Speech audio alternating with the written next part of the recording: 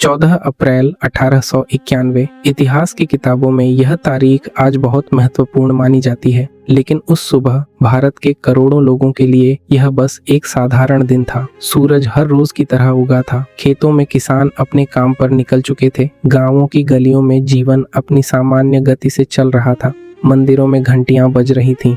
Railway स्टेशनों पर भाप इंजन सीटी दे रहे थे और अंग्रेजी हुकूमत अपने रोजमर्रा के कामों में व्यस्त थी। किसी को अंदाजा नहीं था कि मध्य भारत के एक छोटे से सैन्य नगर में जन्म लेने वाला एक बालक एक दिन इस देश की सोच, इसकी व्यवस्था और करोड़ों लोगों की जिंदगी बदल देगा। लेकिन उस कहानी की शुरुआत समझने के लिए हमें पहले उस भारत को समझना होगा जिसमें वह जन्म लेने वाला था। भारत, वर्ष 1891। यह वह समय था जब भारत पर ब्रिटिश साम्राज्य का शासन था। अंग्रेजी सरकार पूरे देश पर अपना प्रशासन चला रही थी। नई रेल की पटरियां बिछ रही थीं। डाक व्यवस्था तेजी से फैल रही थी।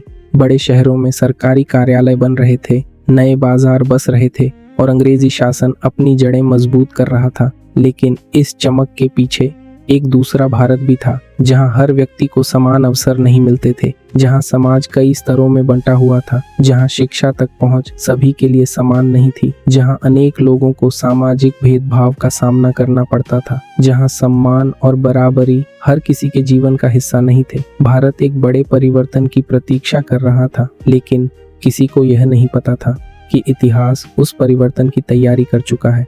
मध्य भारत, इंदौर के निकट एक छोटा सा सैन्य नगर महू, ब्रिटिश भारतीय सेना का एक महत्वपूर्ण केंद्र। चारों ओर सैनिक बैरकें, घोड़ों की टापें, अनुशासन से भरा वातावरण और हर सुबह सैनिकों की परेड। इसी महू की सैन्य छावनी में ब्रिटिश भारतीय सेना के सूबेदार रामजी मालोजी सकपाल अपनी सेवाएं दे रहे थे। अनुशासन, शिक्षा, आत्मसम्मान और कर्तव्य, यही उनके जीवन के सबसे बड़े मूल्य थे। उन्हें शिक्षा की शक्ति पर विश्वास था। उन्हें विश्वास था कि ज्ञान मनुष्य का सबसे बड़ा धन होता है। लेकिन उन्हें भी शायद यह नहीं पता था कि उनका अपना पुत्र एक दिन पूरे भारत के इतिहास में अमर हो जाएगा। और फिर 14 अप्रैल वर्ष 1891 महू की उसी धरती पर रामजी मालोजी सकपाल और भीमाबाई के घर एक बालक ने जन्म लिया। उसका नाम रखा गया भीमराव। उस समय ये केवल एक परिवार के लिए खुशी का क्षण था। एक माँ ने अपने नवजात शिशु को पहली बार गोद में लिया। एक पिता ने अपने पुत्र के भविष्य के सपने देखे। लेकिन